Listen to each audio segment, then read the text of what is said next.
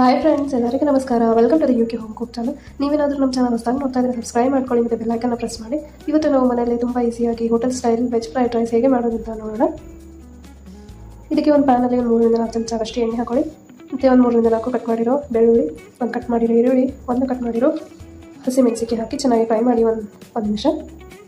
ಆಮೇಲೆ ಇಲ್ಲಿ ಸಣ್ಣದಾಗಿ ಹೆಚ್ಚಿರೋ ನಾನು ಕ್ಯಾರೆಟು, ಕ್ಯಾಪ್ಸಿಕಮ್ಮು, ಕ್ಯಾಬೇಜು, ಬಾಯ್ಲ್ ಮಾಡಿರೋ ಬಟಾಣಿಯನ್ನು ಹಾಕೋತಾ ಇದ್ದೀನಿ.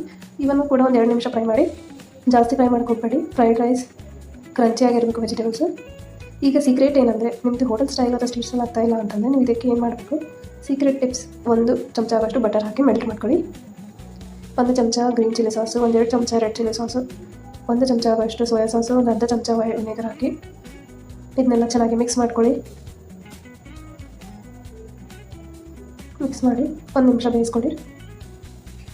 ಈಗ 2 ಕಪ್ ಆಗೋಷ್ಟು ಬೇಯಿಸಿರೋ ಬಾಸ್ಮತಿ ಅಕ್ಕಿ ಹಾಕಿ ರುಚಿಗೆ ತಕ್ಕಷ್ಟು ಉಪ್ಪು ಹಾಕಿ, ಉಪ್ಪು ನೋಡ್ಕೊಂಡು ಹಾಕ್ಕೊಳ್ಳಿ. ಒಂದು ಅರ್ಧ ಚಮಚ ಆಗೋಷ್ಟು ಬ್ಲ್ಯಾಕ್ ಪೆಪ್ಪರ್ ಪೌಡರ್ ಹಾಕ್ಕೊಳ್ಳಿ. ಒಂದು ಸ್ವಲ್ಪ ಕೊತ್ತಂಬರಿ ಹಾಕಿ ಎಲ್ಲವನ್ನು ಚೆನ್ನಾಗಿ ಮಿಕ್ಸ್ ಮಾಡ್ಕೊಳ್ಳಿ. ಜಂಟಲಾಗಿ ಮಿಕ್ಸ್ ಮಾಡಿ, ಯಾಕಂದರೆ ನೀವು ಜಾಸ್ತಿ ಫೋರ್ಸ್ ಹಾಕಿ ಮಿಕ್ಸ್ ಮಾಡಿದರೆ ನಿಮ್ಮದು ರೈಸ್ ಏನಿದೆ ಅದೆಲ್ಲ ಬೇಕಾಗೋ ಚಾನ್ಸಸ್ ಇರುತ್ತೆ.